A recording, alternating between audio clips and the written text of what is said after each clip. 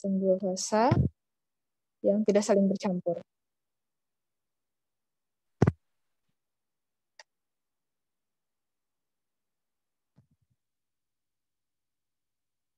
Yang tidak saling bercampur. Karena ada batas yang jelas antara cairan yang satu dengan cairan yang lainnya.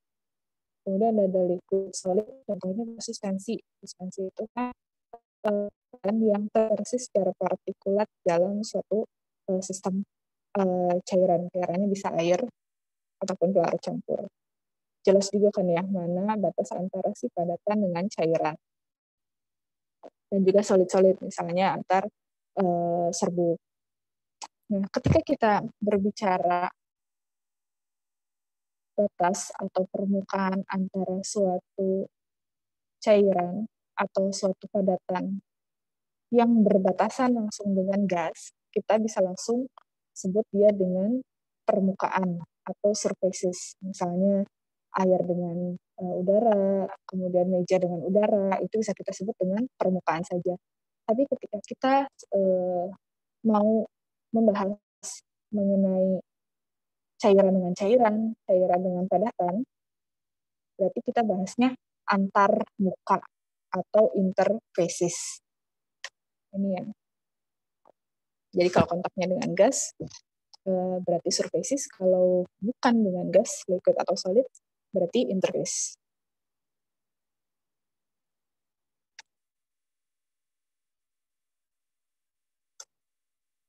Nah, sekarang kita masuk ke liquid interface. Jadi, dalam suatu sistem cairan, ini contohnya misalnya kita masukkan air ke dalam beker gelas. Nah, molekul air, H2O yang ada di bagian balok, di bagian bawah, ini dia terlingkupi di seluruh bagian kanan, kiri, atas, bawahnya itu dengan molekul air yang lainnya. Jadi gaya tariknya ke atas, ke bawah, kanan, kiri, serong kanan, kiri, atas, bawah, itu sama. Semuanya kontaknya dengan molekul air. Maka gaya tarik-menarik ataupun gaya dorongnya itu sama ke semua sisi. Ketika sama semuanya, maka resultnya 0, sehingga molekul H2O ini dia tetap berdiam di titik yang sama. Beda dengan molekul H2O yang ada di permukaan. Molekul H2O yang ada di permukaan ini, dia berinteraksi dengan molekul air yang ada di samping kanan kiri dan bawahnya. Sedangkan bagian atasnya, dia itu berinteraksi adesi dengan molekul gas. Ingat, kohesi itu gaya antar partikel yang sama, sedangkan adesi gaya antar partikel yang berbeda. Ya kan? Berarti dia di bagian sininya kohesi, bagian atasnya adesi. Kalau H2O yang di sini semuanya kohesi. Ya kan? Nah, ketika kohesinya itu lebih besar daripada adesinya, maka seharusnya molekul H2O ini tertarik ke bawah. Namun ketika adesinya itu lebih besar dibandingkan dengan kohesinya, maka harusnya molekul H2O ini tertarik keluar. Nah, tapi pada kenyataannya ketika kita menuang cairan ke dalam suatu gelas, bagian permukaannya itu kan dia tetap diam ya. Artinya molekul H2O-nya tetap berada di situ. Berarti ada suatu gaya yang menahan molekul agar tetap berada di permukaan. Nah, gaya tersebutlah yang kita namakan tegangan permukaan atau surface tension. Dengan kata lain, tegangan permukaan merupakan suatu gaya per unit panjang. Jadi sangat bergantung dengan luasnya si permukaan tersebut ya. Yang diaplikasikan secara paralel pada permukaan, sehingga terjadi counterbalance, the net inward pull. Jadi maksudnya balance antara gaya tarikan ke dalam dan gaya dorong keluar, sehingga si H2O yang ada di permukaan ini tetap berada di permukaan.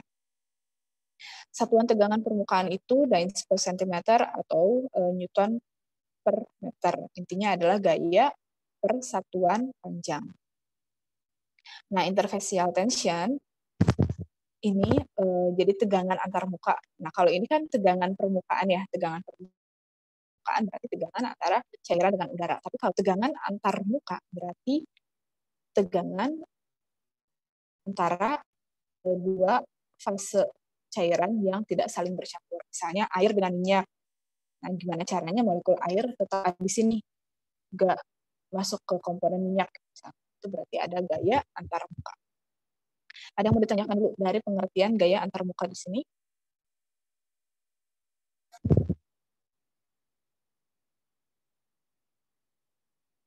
Oke, cukup jelas ya.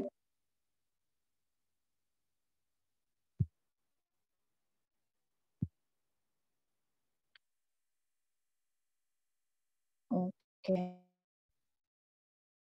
Nah, gaya antar muka lainnya, jadi ada air, tegangan permukaannya 2,8, seterusnya. Untuk liquid lainnya, ini biasanya didefinisikan pada suhu tertentu. Karena beda suhu bisa beda juga tegangan permukaannya. Tegangan permukaan juga bisa kita artikan sebagai force to break the film, jadi gaya untuk memecah film dibagi 2 kali panjang movable bar. Jadi intinya gaya per satuan panjang.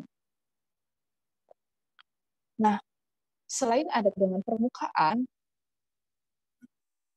ada juga yang disebut dengan energi bebas permukaan.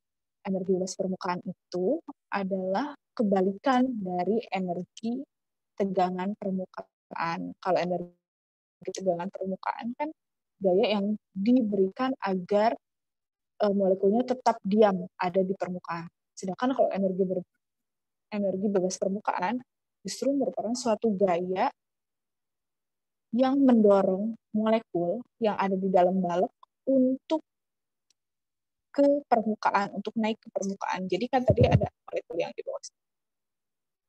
Dia itu punya energi bebas permukaan yang mendorong dia agar berada atau menempati di permukaan. Nah, energi bebas permukaan itu rumusnya seperti ini. Dia itu merupakan suatu gaya yang sebanding dengan tegangan permukaan dan penambahan permukaan. Jadi semakin besar luas permukaannya, maka semakin besar juga energi bebas permukaan. Nah, bagaimana sih cara untuk mengukur tegangan permukaan? Ada banyak caranya, tapi yang kita bahas hanya 2. Ada kenaikan kapiler, maksudnya kenaikan liquid atau cairan pada pipa kapiler, dan ada juga cincin Dunoy. Nah, pada prinsipnya pengukuran tegangan permukaan dengan capillary rise method itu adalah jadi ada cairan di sini yang akan kita ukur tegangan permukaannya. Kita tempatkan dalam suatu bejana, kemudian kita masukkan pipa kapiler. Nah, ketika pipa kapiler tersebut dimasukkan, cairannya dia akan naik masuk ke dalam pipa kapiler. Kenapa bisa naik? Karena ada gaya adesi antara liquid cairan dengan pipa kapilernya. Jadi ada interaksi, makanya dia bisa naik.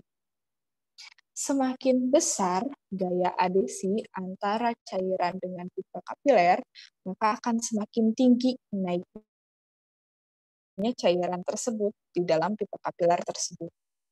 Tapi kalau kohesi ini maksudnya interaksi antar cairannya jauh lebih besar dibandingkan dengan adesi cairan dengan pipa kapiler, maka dia hanya akan naik sedikit di bagian bawah atau bahkan bisa tidak naik. Rumus tegangan permukaan adalah setengah kali R itu adalah jari-jari pipa kapilernya, kali H-nya adalah tinggi, tapi ngukur tingginya di meniskusnya ya, di cekungan paling bawahnya, dikali rho itu adalah berat jenis atau density dari si cairan yang kita ukur, dan dia adalah gravitasi. Sedangkan cincin Dunoy itu kita menggunakan cincin yang terbuat dari platinum iridium. Nah, cincinnya itu nanti kita masukkan ke dalam cairan, kemudian cincinnya kita angkat perlahan. Nah, nanti kan akan terbentuk kayak lapisan film gitu ya, sama kalau misalnya kayak kita bikin balon-balon yang dari air sabun. Nah, ketika kita angkat si lingkarannya kan akan terbentuk lapisan film. Nah, sesaat sebelum lapisan tersebut pecah, itu yang dihitung sebagai tegangan permukaan. Kita lihat videonya.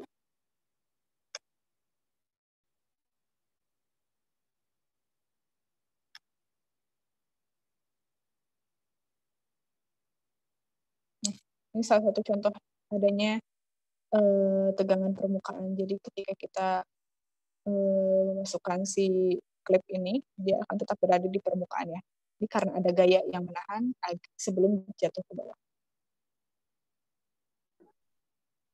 Kita lihat prinsip cincin dunai. Nah, alatnya seperti ini.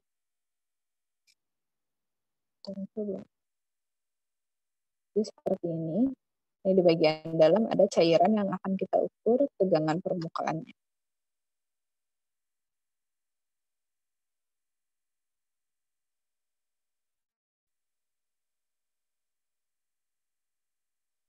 Dunai ring, sedang ada yang besar.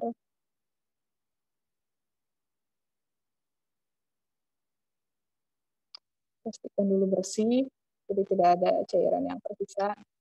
Cincinnya kemudian dicelupkan ke dalam larutan yang akan kita ukur tegangan permukaannya.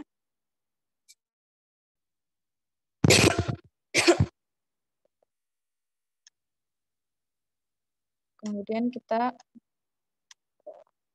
angkat perlahan. Ketika dia diantar muka, dia mulai naik. Jadi dihubungkan dengan detektor untuk mengukur tegangan permukaannya tadi ya. Ditarik terus menerus. Nah, ada lapisan filmnya kan ya.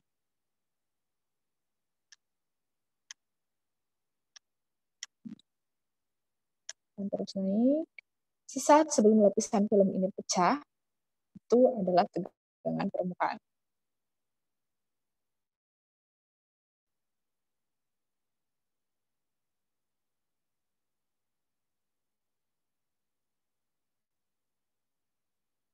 Oke, kurang lebih alatnya seperti itu.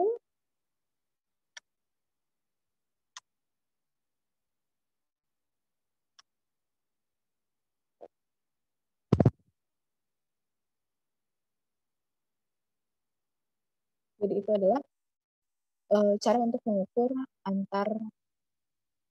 tegangan antar muka ataupun tegangan permukaan. Jadi nanti bisa, kalau yang Dunai tadi kan tegangan permukaan berarti cairan, terus bagian atasnya gas kan. Tapi kalau misalnya mau kita ukur tegangan antar muka berarti cairan 1, terus nanti ditambahkan lagi cairan 2. Nanti kita ukur tegangan permukaannya ketika si cincin Dunainya itu ada di perbatasan antara nanti bagian atas ini cairan yang kedua, nanti kita ukur tegangan permukaannya itu di perbatasan cairan pertama dan cairan kedua.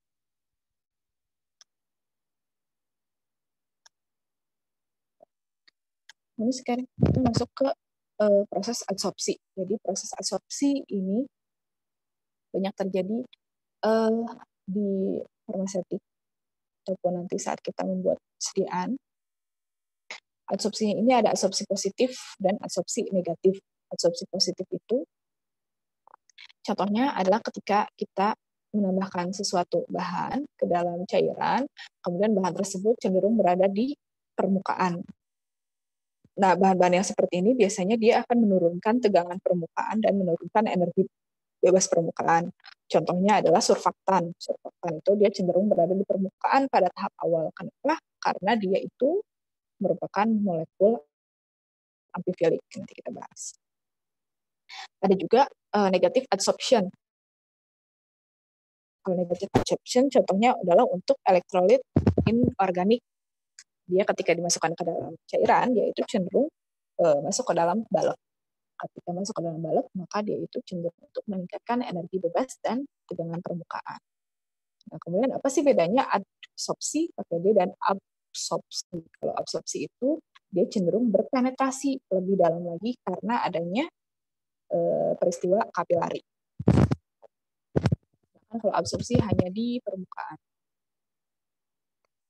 Nah, ini yang tadi saya bilang absorpsi positif, jadi cenderung ada di permukaan. Ini si surfaktan.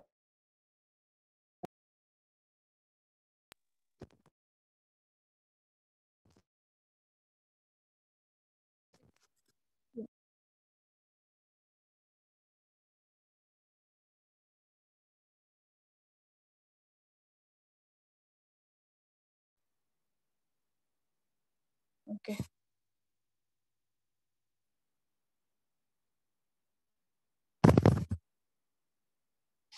Si surfaktan ini dia punya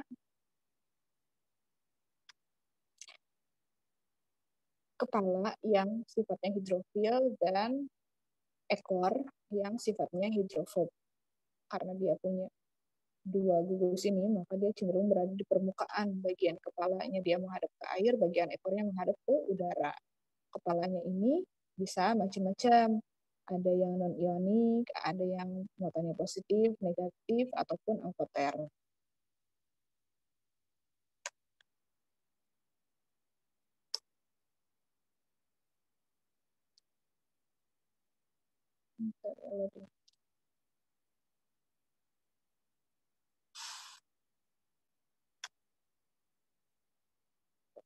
Nah,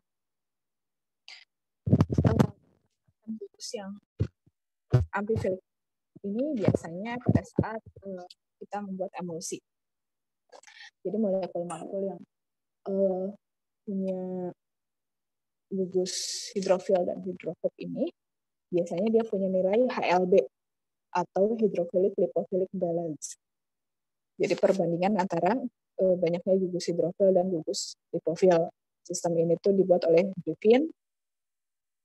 Nah, selain HLB, nanti itu ada istilah HLB butuh atau required HLB.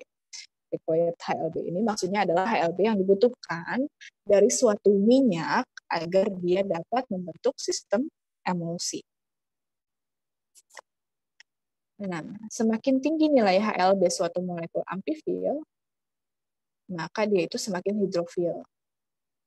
Semakin rendah nilai HLB, maka dia itu semakin lipofil. Artinya gugus ekornya tadi, gugus hidrokarbonnya dia semakin panjang. Kemudian molekul-molekul yang memiliki HLB tinggi itu biasanya dia dibuat untuk agen pengemulsi oil dalam air, deterjen, dan agen solubilisasi. Sedangkan yang HLB-nya rendah, dia untuk wetting agent, kemudian untuk anti-foaming. Ini ada beberapa nilai HLB dari surfaktan, dan ini ada beberapa nilai HLB butuh dari minyak. Contohnya misal beeswax atau mineral oil deh. Mineral oil ketika kita mau membuat sistem emulsi oil dalam air, minyak dalam air, HLB butuhnya itu 10 sampai 12. 10 sampai 12 berarti kita bisa pakai apa nih? Bisa pakai metosel atau lauryl ether. Tapi kalau misalnya kita mau bikin sistem water in oil, air dalam minyak, berarti butuh HLB-nya 5 sampai 6. Berarti butuh berarti butuh surfaktannya apa? Kurang lebih seperti itu.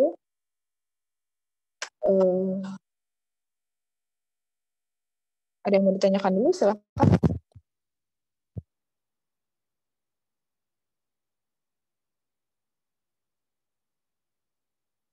Oke, kita stop dulu bentar ya untuk recordingnya. 2 menit.